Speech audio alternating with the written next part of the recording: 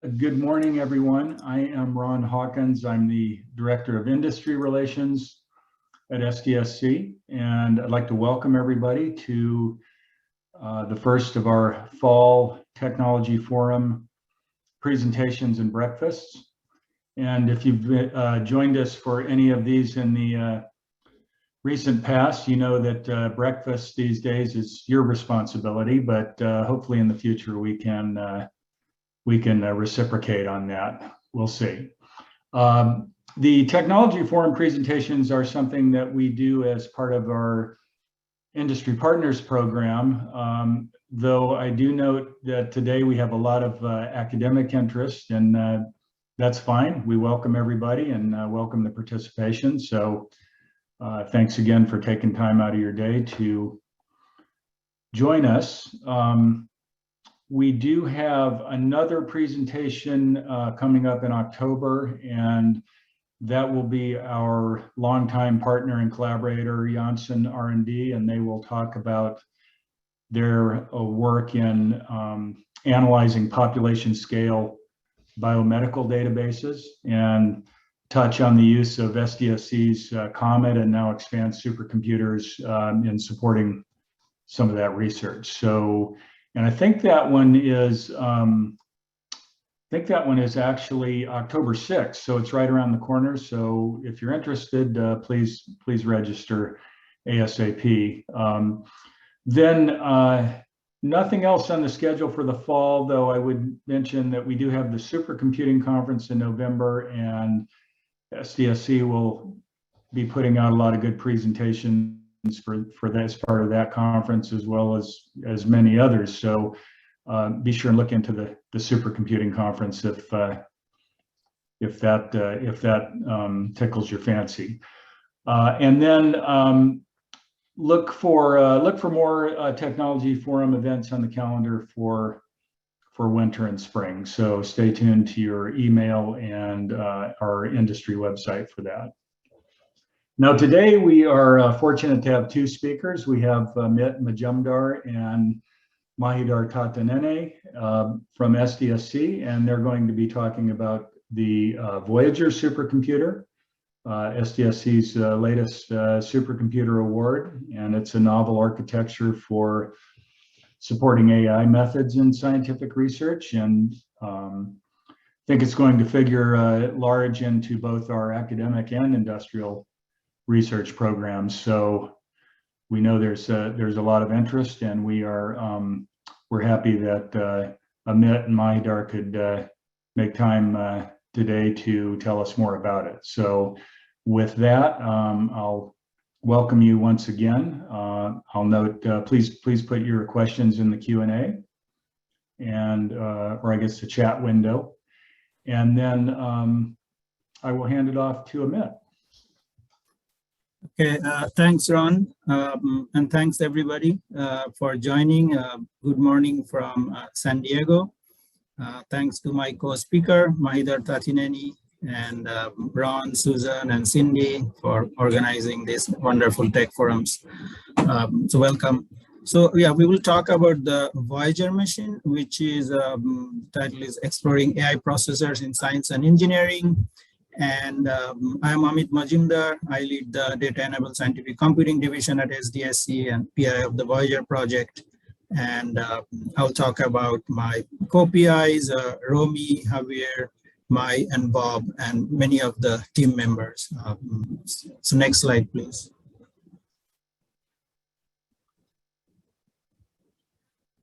So this is the outline of our talk. We'll have an introduction overview and then talk about the Voyager system, of which there are training nodes and inference nodes. Then we'll have a brief discussion of the science use cases we are planning to implement on this machine and the project status. So I will do the introduction overview. Then Mahidhar will do the Voyager system architecture, including the training nodes, inference nodes, and then I will finish off with the science use cases and the project status. Next slide, please. So Voyager is a NSF award.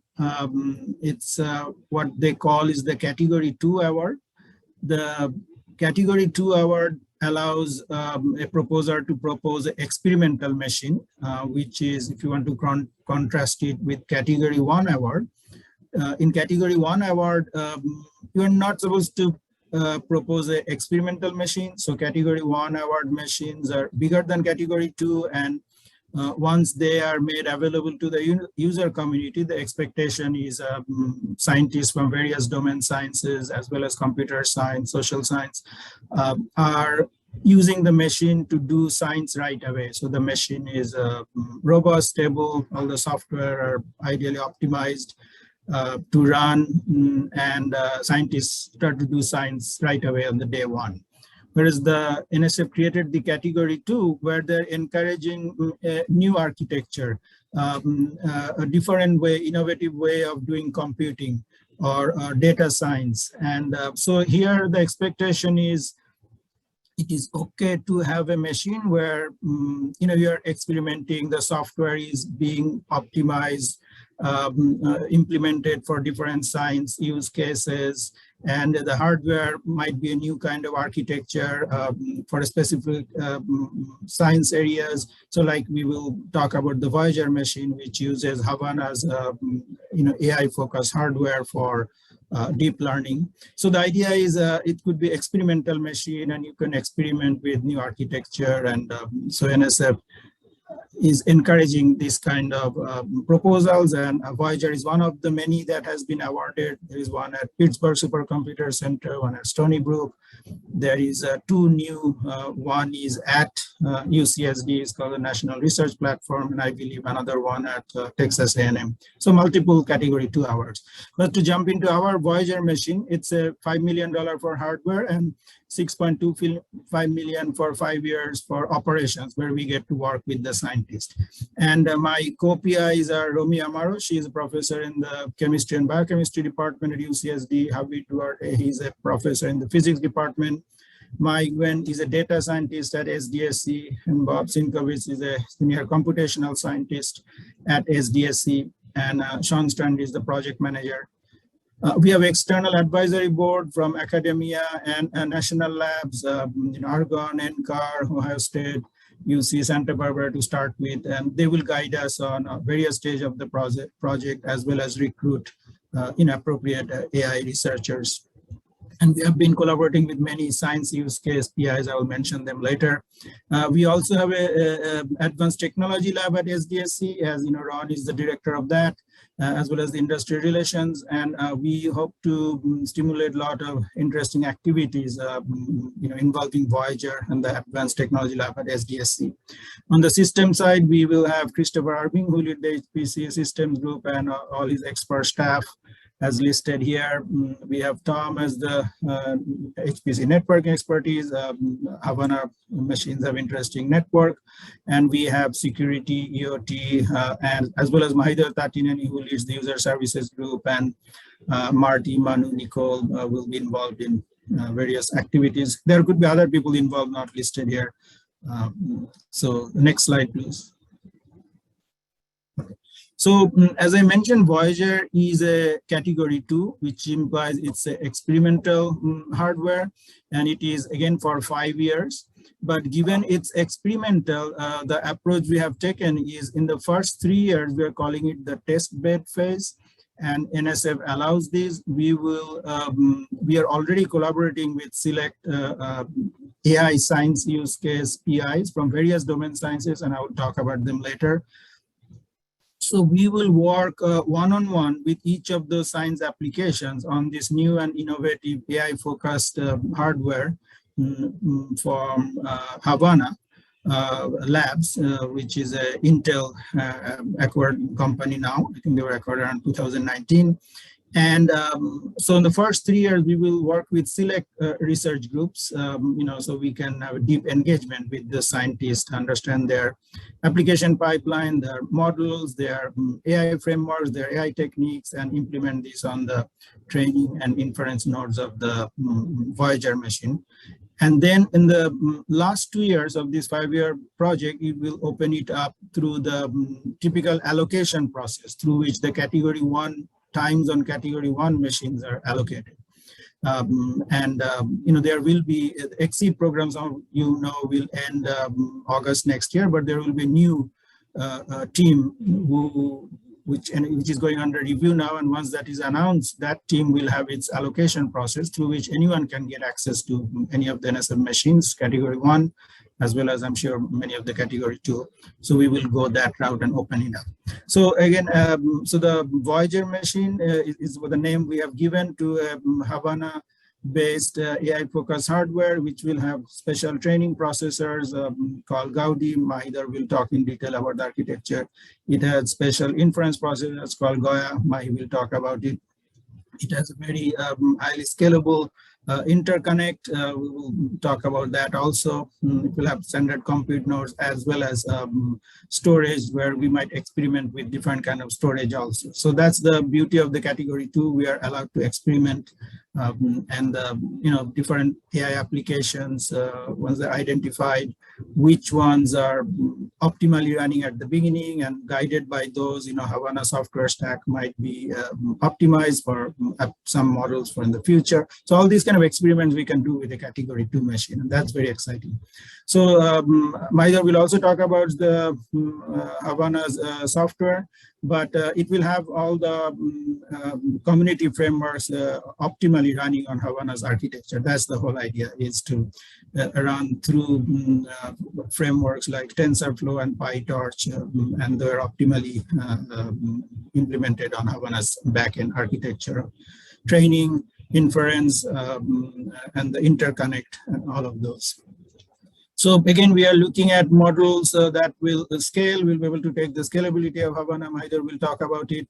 And obviously, performance of AI applications. I mentioned the external advisory board already. And we want to engage with the wider science and engineering community, making Voyager as the motivating machine. But we want to do many workshops. I think we have workshops scheduled twice a year, where we want to learn from the community what is various domain science people doing in AI, and what is their future plan and how that can be mapped in the Voyager. In addition, want to stimulate discussion and excitement around AI research from academia as well as industry. Next slide, please. So the project structure, I think I've already mentioned this pretty much. So first 3 years test bed phase we are calling, where we will work with select research groups. So we have already identified many of them, even during writing the proposal phase of it. And again, we will evaluate the Voyager machine using their applications as the test bed for the Voyager machine. We'll have workshops, and we want to stimulate a lot of discussions, as I said, by workshops and training, and develop expert knowledge base, user documentation by learning how the Voyager machine is used, and share results with the community. And we expect the external advisory board to guide us in various ways, including recruiting AI researchers from various fields. And then all the experience learned in the first 3 years will be used, and many of which will be carried over also in year 4 and 5, when the machine will be openly allocated. Lessons learned from the first 3 years will be used for developing the allocation policies. Like, how do you request time on a machine like Voyager, which has training processor, it has inference processor, it has regular processor, it has storage? How does the AI scientist request time on a machine? It's not just CPUs or just GPUs. So all of these activities will continue in year 4 and 5, including industry engagement, and obviously the workshops and engagement with users. Next slide, please. Okay, I think I will hand it over to Mahidhar at this point. I saw one question pop up. I'm not sure I'm seeing all the questions. The question was, what is select user group mean? Yeah, so I think, anyone can reach out to us. Given the size of the machine and the number of support staff we have, application scientists, user support system, we may have to narrow down and choose so we can make the deep engagement with them. That is the deciding factor. In the machine is open to anyone. It's just how much effort we can put for deep engagement, us as well as the Havana team. That will be the deciding factor. But anyone can reach out to us. And we want you to reach out to us because we want to identify new and interesting science use cases. Mahi, please take over. Thanks, Amit. I just want to add that even the initial group is all across the country, not just UCSD. So.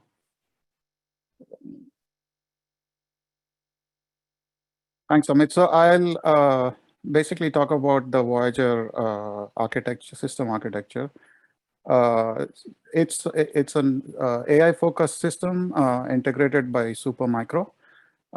We will have 42 training nodes with 8 Gaudi processors each, and each of the nodes will have 6 terabytes of local NVMe. And I'll go into some details on the nodes in the upcoming slides. They're going to be 2 inference nodes with 8 Goya processors. Again, this has node local NVMe storage as well.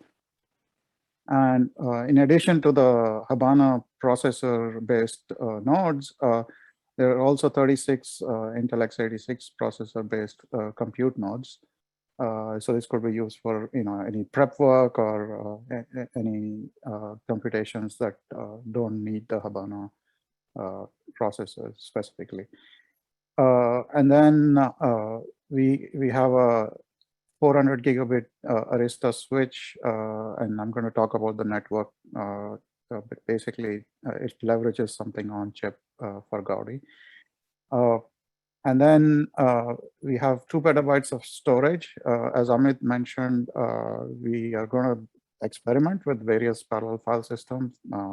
Ceph and Lustre are examples, but since this is an experimental machine, we will be guided by basically the results we see, and if we need to optimize something or change something, we will, and that's kind of the first few years. We can try out different configurations. And then there's also a home file system, which is just NFS-based 200 terabyte.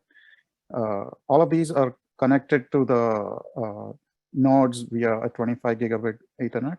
So this is separate from the 400 gig network for the Habana processors. And then we have multiple deep learning frameworks supported as TensorFlow and PyTorch. And we have also, there are software tools and libraries available with APIs to the hardware, so you can develop your own frameworks or tools. There's a lot of information at Havana.ai if you go look for them, and I have some of the specific links coming up.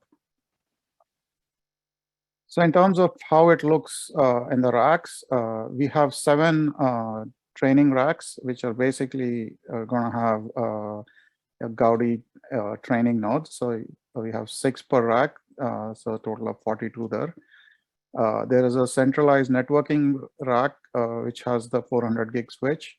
And then there are 2 racks, and we kind of merged that in the figure here, but basically there are 2 racks which will have the AI inference processors, the compute nodes, so the 2U 4-node CPU servers, and then 4U Goya inference servers, and some storage, and all of this is in the other 2 racks. So it's a total of 10 racks, all integrated by Supermicro. So just a quick Voyager system summary. So node count of 42 on the training nodes. You have 8 training processors per node and 2 host CPU processors per node. And on the training nodes, these are 3rd generation Intel Xeon scalable processors. 512 gig of memory per node and 32 gig of HBM2 on each training processor. And as I mentioned, we have node local NVMe of 6 terabytes. And then the inference nodes we talked about. On the standard compute nodes, I just want to add basically we have 384 gigs of RAM per node and 3.2 terabytes of local NVMe. And then we have all the storage that we talked about already. So next I'll dive into the architecture of the training nodes and then the architecture of the inference nodes. So the Voyager training node is based on the Supermicro X12 Gaudi AI training system. It's a 4U system that holds 8 Havana Gaudi HL205 AI processors, purpose-built for AI deep learning training. It's got basically a built-in 6x 400 gig ports for scale out, and I'm going to give you the network details in the upcoming slides. And also, so just to look at the system views, basically you have the rear view with a bunch of fans and front system view with the QSFP ports, I think, visible there. And there are 4 hot swap bays for drives, and then PCI Gen 4, and it's a 3 kilowatt redundant power supply, I think. So that's at the node level. Now let's look at the Gaudi architecture for performance and efficiency. Basically, it's kind of designed specifically with a lot of features that enable the performance and efficiency. So it's a fully programmable tensor processing cores in them. So there are 8 of those in each of these Gaudi chips. There's a configurable matrix math engine, basically a GEM engine, and multi-stage memory hierarchy. So you have 32 gigabytes of HBM2, but also on each of these TPCs, there's some memory. Basically, there's a scalar local memory of 1 kilobyte and a vector local memory of 80 kilobytes that are there on each of the TPCs that are local to each one. And then there's also shared memory across. There's also an integrated 10 by 100 gigabit Ethernet for multi-chip scale-out training. So this is kind of what makes it possible to scale efficiently to with that amount of low latency and high throughput, basically network. And I'll talk about how this is used to integrate across into the rest of the system. Okay, let me go. I think I see a question about how did you determine the number of inference nodes. So we had to balance, I mean, there's obviously the budget constraint of what we can do, and we had to have enough training nodes to demonstrate all the scale out and the performance efficiency going to large models and large scales. So that was our primary goal, to kind of have enough training nodes to demonstrate that, and that, and then the inference nodes kind of to show that how much we can pack into one of the inference nodes. So 2 of them were enough to kind of demonstrate that that aspect of it. Remember, this is an experimental system, so a lot of it is mainly to test things, and once we figure things out, it will inform our design in the future, basically.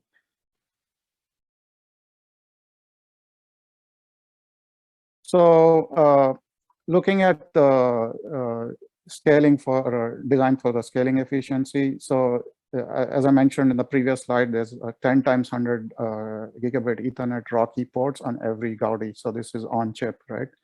So it eliminates network bottlenecks, basically with that amount of network bandwidth coming out. It's also Rocky standard Ethernet inside server and across nodes, so it doesn't need anything proprietary to set up, and all the switches that we are using are pretty standard switches. So it'll lower our total system cost and power because we don't have custom proprietary switches essentially, and also we have fewer components because everything is on chip. So the overall result is that we can both scale and also have lower cost. So within our Gaudi server, as I mentioned earlier, we have 8 of these Gaudi cards. So this picture basically shows the network diagram within a server. So you have the 8 shown there. What is done is basically 7 of the 100 gig Ethernet connections are directly connected to the other 7 Gaudis. So you have all-to-all direct routing within a node between all the 8 Gaudi cards. And so it's completely non-blocking internal interconnect across the Gaudi AI processors on a node. There's also like separate PCIe ports for the external host CPU traffic, so that's different, right? So then what we also have is, now remember there were 10 of these per Gaudi chip, so that means there are 3 100 gig RDMA Rocky ports that are available for external networking.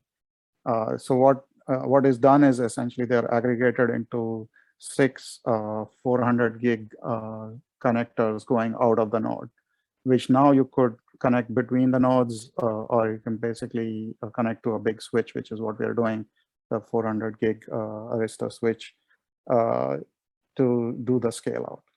So, and obviously there are multiple ways you can do the scale out at the larger scales, and you can test that also.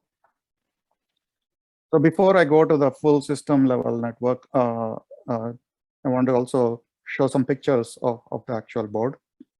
And this is from Supermicro, and I believe these are the actual nodes that we are getting. So, so one of the actual nodes that we are getting. So basically, there are dual CPUs on the main board. The main host CPU, host system memory DIMMs, and then the 4x NVMe SAS SATA driveways. You have the PCIe, and on the mezzanine module, basically you have the 8 Gaudis that I was talking about, and the QSFP connectors that basically form the networking for the rest of the system. So what this does essentially is enable a highly efficient scaling setup, and we're hoping that that will be borne out in the applications, and we're already seeing that in some early benchmark results that it scales very nicely. So you have a natively integrated Rocky, and then as I did the math and showed, basically you can get 6x quad 100, so that's 6 times 400 gigabit E per node coming out, and that goes all into the Arista switch that we have to form the training network, training node network. So there is a separate 25 gigabit network that I talked about for the storage that goes separate from all this. So that was the hardware look at the training node. Now I want to talk about the Gaudi AI processor software stack, basically. So what there's a Synapse AI software suite which enables a lot of the applications. So basically, you have the regular frameworks that most people use for machine learning and AI workloads. And there is a bridge, TensorFlow bridge and a PyTorch bridge, but which basically takes that and splits this across the heterogeneous computing aspects that we have. If you remember, there was a separate gem part of the processor, and then the TPCs, and there's direct memory access. So there's all kinds of things that you can manage together. So the Synapse AI compiler essentially effectively parallelizes or pipelines these executions on the processor. So what can be done asynchronously can be managed by that, and also it also handles the synchronization that's needed later. So all of that is done by the bridge. And then there are custom kernels or Habana kernel libraries, and you can develop kernel libraries. And there's also the runtime for the graph compiler. And basically, you have the Habana communication libraries. So the HCL is a communication library which has a look and feel of a MPI. Basically does a point-to-point kind of send and receive operations, and also does collective operations like all reduce and all to all, using the RDMA over converged Ethernet interfaces efficiently. So that's the Habana developed part of it. And then they also have an HCCL library, which basically implements the standard collectives using an NCCL compatible API, which is used by basically all these frameworks to parallelize across multiple nodes or multiple Gaudis. So that's the middle layer there. And then there's also the TPC programming tools. There's a TPC C compiler, which is based on LLVM, and I think C99 standard with some additions, I think. So there are already kernels developed by Habana, but this has a C API, so users can develop their own custom kernels using these tools. So all of that is at basically at some level you have control as a user. You can do all these things. And then there are some embedded tools like for firmware management and for other system management aspects. And that also has a C API. There is an HLSMI command, for example, that will give you all the information on the Gaudis, which goes through this HLML piece. So that's the whole software suite overview. Just to summarize, it's integrated and validated with basically officially released versions of TensorFlow and PyTorch. So as an end user, from a usability standpoint, it's pretty easy because you're using what you're comfortable with. There are TPC kernel libraries, and there's a software development kit. There's a graph compiler that implements this model topology on a Gaudi. And we looked at the communication libraries to scale across various devices, and then the monitoring and management tools. So there's a huge amount of information available on the developer page for Habana. If you're interested, please go ahead and look at it, because there's a lot of documentation, all levels of documentations, from starting from installation, managing your Kubernetes piece, or PyTorch user guides, and TPC compiler user guide, and so on. So there's a lot of documentation there, a lot of resources in terms of how to run models on a Gaudi, some some Habana models that have already been optimized for the processor, and there's performance data there, so you can see if you're doing well or not. The Habana GitHub has basically these reference models. It also has a roadmap and more information on the kinds of operators that are supported and everything. So a lot of information in the website there. I think there's a question about multi-tenancy, and as far as I know, that's not true, but I have to check with Habana folks and get back to you, I think. Or if someone from Habana is on the online, they can reply to that one. So just a quick early performance on the Voyager hardware. So this is a ResNet 50 benchmark. And this was run by the Supermicro folks because the system's actually almost built, or I think it's in testing, final testing now. It's almost going to show up at SDSC soon, I think. So they did some ResNet 50 scaling tests, going from 1 node to 8 nodes.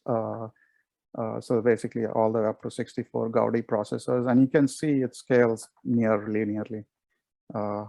There's a slight difference at the 8 node, but it's a really good scaling going across. So that was the training nodes. We also have inference specific nodes. There are 2 inference nodes with 8 processors each. And this Goya processor is also optimized for inference workloads, like standard inference workloads like image classification, object detection, NLP, and many others. And it also has a Synapse AI software stack. And there are lots of benchmarks which basically show low latency and throughput with small batch sizes. So let me go to the next slide and talk about that. So there are 2 benchmark results from the Havana website. This is the BERT natural language processing model benchmark, and then the ResNet 50 image recognition model benchmark. So you can see that even with small batch sizes, the Goya inference processor is doing pretty well with very low latency and high throughput. For both cases, you can see that. Let me go to the next slide. So at this point, I'll hand it back over to Amit for the Voyager science use cases.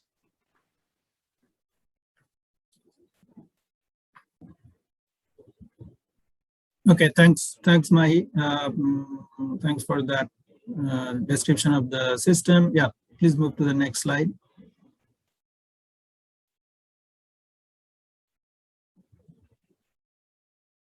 Okay, so we have been talking to domain scientists from various universities and national labs in the US, even while we were writing the proposal. So these are some of the examples of, we talked to Professor Alex Saleh at Johns Hopkins University, and I'll talk about some of these a little bit, but just to show that we have been talking to scientists outside of UCSD, as well as including some at UCSD. So Professor Alex Saleh at Johns Hopkins, atmospheric sciences is with Professor Mike Pritchard at UC Irvine. And then the chemistry and biophysics group is at UCSD, University of Florida, Los Alamos, University of North Carolina. High energy physics is our copia Javi Duarte from UCSD. The human microbiome project is Professor Rob Knight at UCSD. The population genetics group is from University of North Carolina. Satellite image analysis is also our copia Mai Guen and our collaborator Ilkal Tintas at UCSD. System biology group at Stanford, and the computer science group at Argonne National Lab. So we are already talking to researchers from various universities and if we talk to many more. For the astronomy project, just a quick update. This is Professor Alex Saleh. He is looking at multi-object telescope data pipeline. They are specifically interested in this new prime focus spectrograph that is a major new multi-object fiber-fed spectrograph currently being implemented. It might be operational within a new telescope in Hawaii. And they have an ongoing imaging camera that is providing materials for this PFS, and it's identifying faint stars and galaxies that PFS will obtain spectra of. But the issue and the challenges and the science problem where AI will be applied is that there are orders of magnitude more objects in the imaging data than researchers can obtain spectra for in a 300-night survey. So the challenges are determining exactly which object will be observed spectroscopically and how long that should be observed. So Alex Saleh and his collaborators from Princeton are applying some Bayesian-based statistical method, which will run repeatedly on Voyager using random subset of the data. And they're going to substitute the real n-body simulation with surrogates And then deep learning will use to perform the forward simulation from a set of initial conditions to the final galaxy position, until it matches the 3D distribution. And they will use the traditional body simulation for creating the training set. Their models are implemented in TensorFlow, so should be a good case for Voyager's Gaudi training processors. Now, Mike Pritchard's group at UC Irvine, they're analyzing the effect of anthropogenic aerosols on cloud, and learn from them that global climate models rely heavily on suboptimal parameterization of cloud scale processes, because global simulation that resolve cloud scale processes are prohibitively expensive in terms of computing cost. So they have their research involves comparing 3 cloud resolving models with observation data, and they narrowed down on one. It's called the UPCOM, some kind of parameterized community atmospheric model is what they want to use. And they're using machine learning technique to work on this trade-off between performance and accuracy. So they will train tens to hundreds of millions samples from short multi-month UPCOM simulations, and then use Voyager to capture the resolution of UPCOM at a small fraction of the cost. So applying machine learning to maintain the the accuracy of the cloud scale results for climate models.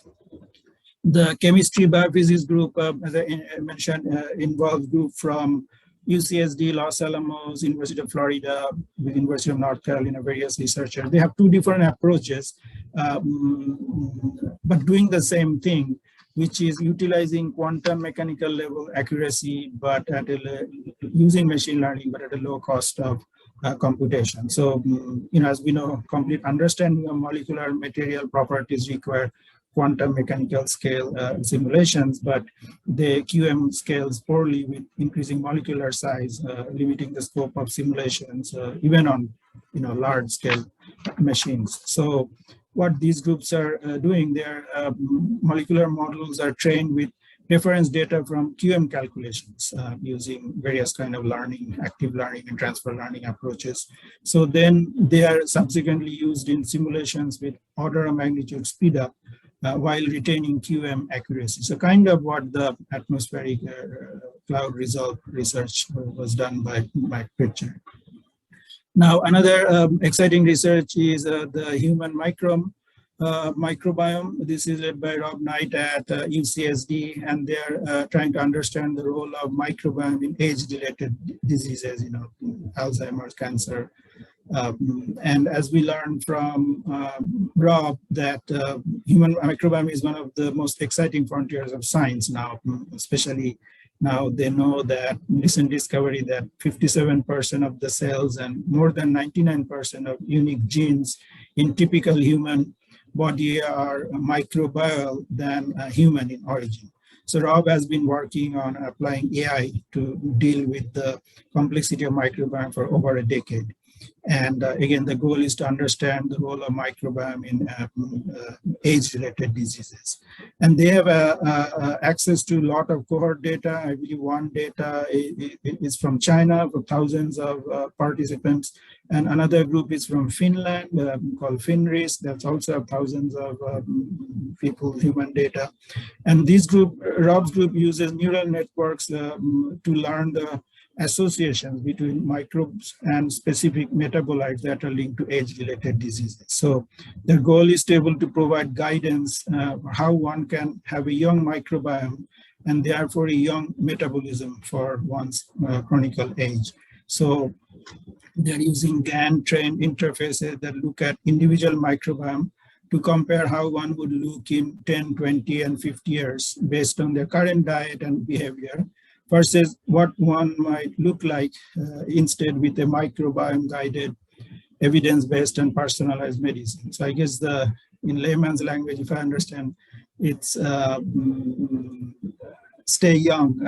Like I picked up running recently to stay young, but I think this is way more scientific way of telling the body how to stay young by applying machine learning to microbiome.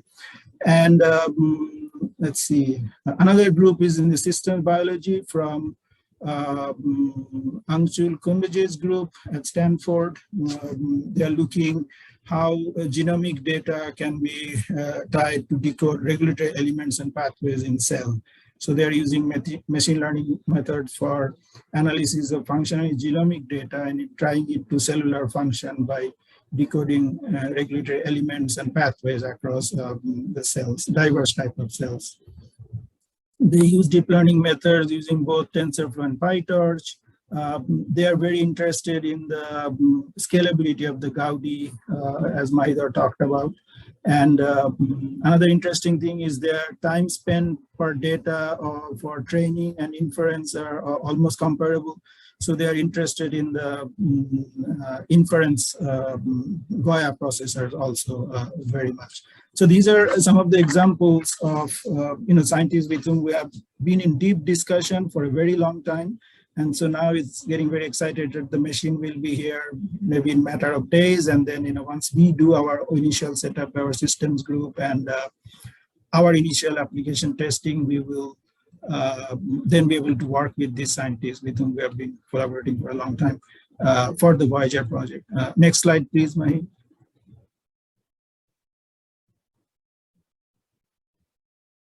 So just to tell you, that how we have been involved with this, as I said, the astronomy is from Johns Hopkins, Atma is from UCRY, chemistry, biophysics in many groups, and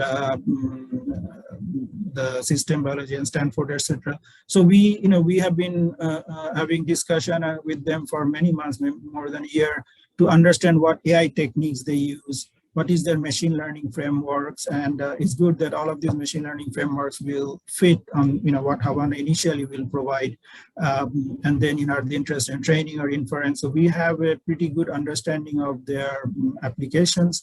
So once we start working with them, we'll be able to make progress very fast. And again, there's a question, who are the people who get to use the Voyager in the test bed phase?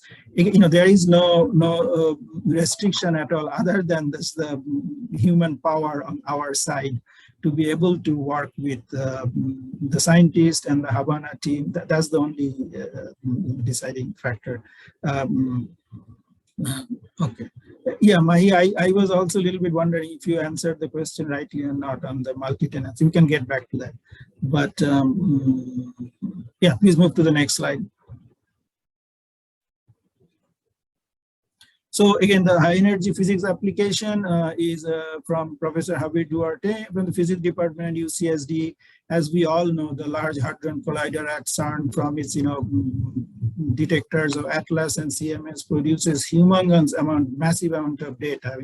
And just for, I guess, realistic reason that you cannot store that much data, 99% of events are discarded. But those are the events, hopefully not the ones that are discarded, but are responsible for discovery of Higgs boson. So very key and important part for them is, what data to keep, what data to throw away, how to then apply machine learning, both regarding that part of it, as well as analysis, petabytes of data that are further analyzed.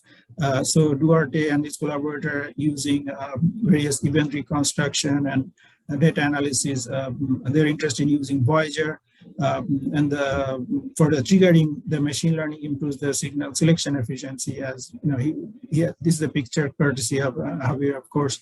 It shows at a high level the whole pipeline of what happens in detectors and the data processing. And then for the data analysis, they are applying very machine learning algorithms, including, as I learned from Javier, the graph neural networks to classify events such as signal or background, and identify particle signatures, which are then the candidates down the decay chain that came from a Higgs boson, possibly.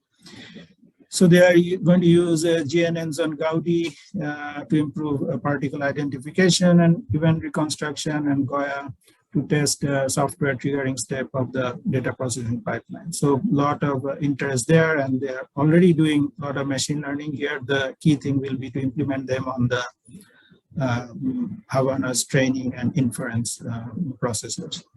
Next slide, please.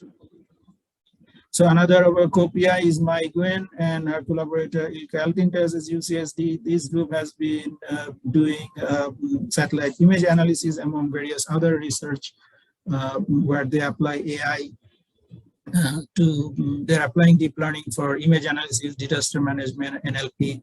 And for the Voyager project, deep learning algorithms on satellite images will be implemented to determine land covers across different areas with the specific interest of wildfire management. I think I don't need to talk about wildfire, how important, critical, and devastating it can be in California, Oregon, and many other countries. I think Australia had a major wildfire a few years ago.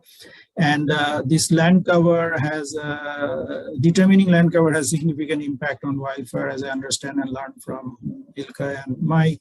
Depending on if the land is grass or deadwood, it's a whole different implication for wildfire management. A lot of details about their wildfire research, which is a great research funded both by NSF as well as they work directly with firefighters and many other operational people of relating with fire. And again, the goal is to study and simulate fire under different conditions. And again, their application should be relatively easy port to the Voyager, given its on TensorFlow and the deep learning models. And they also apply this satellite image analysis on various other areas too, in addition to fire management. For example, deep learning models are used to extract features from satellite images for region of interest detection, which then relates to locating school in rural areas. And I think they may have done that in data from Africa, and then also used for demographic analysis to understand where a city or a refugee camp is being formed. So a lot of exciting applications. Next slide, please.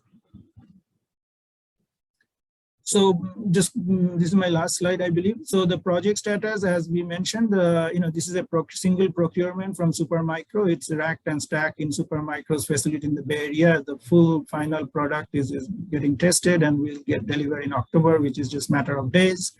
And during the summer, we had access to Gaudis, where we did various benchmarks as well as initial application testing by SDSC researchers.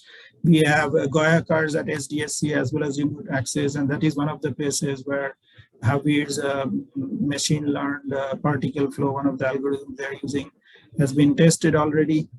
And we're also looking at Converge.io, which will be used for both the users to implement their workflows and managing system at the back end transparently, hopefully. Next slide, please. So yeah, thanks. We are almost close to an hour. Thank you all for attending, and we can try to answer either now, or if we don't know the answer, we'll get back to you if we have to talk to Havan or anything. Thanks again for attending.